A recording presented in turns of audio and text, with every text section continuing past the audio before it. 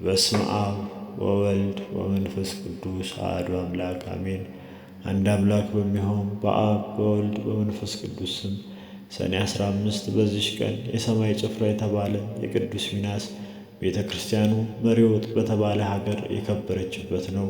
ከዚህም አስቀድሞ የቅዱስ ሚናስ ሥጋ ተሰውሮ ይኖር ነበር። ጌታችንም ሊገልጠው በወደደ ጊዜ ምክንያትን አደረገ። ይኸውም እንዲህ ነው። የቅዱስ ሚናስ ሥጋው ተዳፍኖ በሚኖርበት ኮረብታ አቅራቢያ በጎችን የሚያረባ አንድ ሰው በበጎቹ እየጠበቀ ይኖር ነበር። ከዚያም እረኛ በጎች ውስጥ ደዌ ያለበት አንዱ በግ በዚያ በኮረብታው አጠገብ ባለ የጉድጓድ ውኃ ተጠምቆ ወዲያውኑ ከደዌው ዳነ። እረኛውም አይቶ አደነቀ። ሌሎችንም ደዌ ያለባቸውን አመጣ። በዚያም ውኃ በታጠቡ ጊዜ ሁሉም ዳኑ። ከዚህ በኋላ ይህ በቦታው ሁሉ ታዋቂ ደዌ ያለባቸው ሁሉ እየመጡ አፈሩንም ከውኃውም ጋር አንድ አድርገው ለውሰው በመቀባት ወዲያውኑ ይድኑ ነበር። ምክንያቱ ግን አላወቁትም።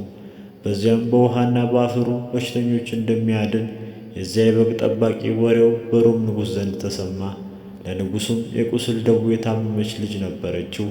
ወደ በግ ጠባቂውም ላካት። እርሱም በጎቹ እንዳዳናቸው አዳናት። እርሷም በተፈወሰች ጊዜ በዚያ ቦታ ፈውስ የሚደረግበትን ምክንያት ታውቅ ዘንድ ወደደች። ከዚህም በኋላ ቅዱስ ሚናስ በሕልም ተገለጸላትና ሥጋዬ በዚህ ቦታ ተዳፍኖ ስለሚኖር እነሆ አስቆፍረሽ ታወጪ ዘንድ እግዚአብሔር አዞሻል አላት።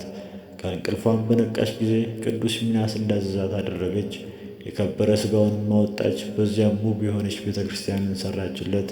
ንጉሡም በዚያ ቦታ ከተማ እንዲሠሩ መኳንንቱንና ሹሞቹን አዘዛቸው። ታላቅ ከተማም ተሠራች።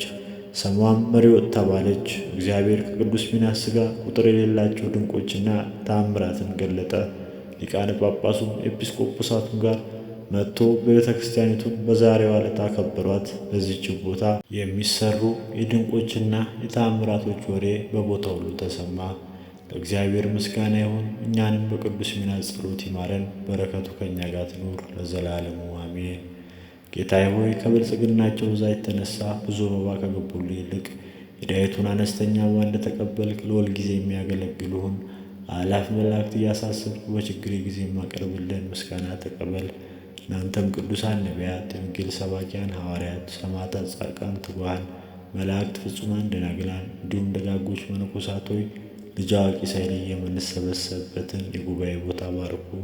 ይህንን መጽሐፍ ወረቀት አዘጋጅቶ ብራና ዳምጦ የጻፈውንና ያጻፈውን ከግዕዝ ወደ አማርኛ የተረጎመውን ቃለ ንባቡን በእርጋታ መንፈስና በተመስጦ ሕሊና ያዳመጠ በደለኛን ሁሉ የምታስምር የጌታ እናቱ በማርያም ጸሎት ኢየሱስ ክርስቶስ በአንድነት ይማረን። ኢየሱስ ክርስቶስ በአንድነት ይማረን።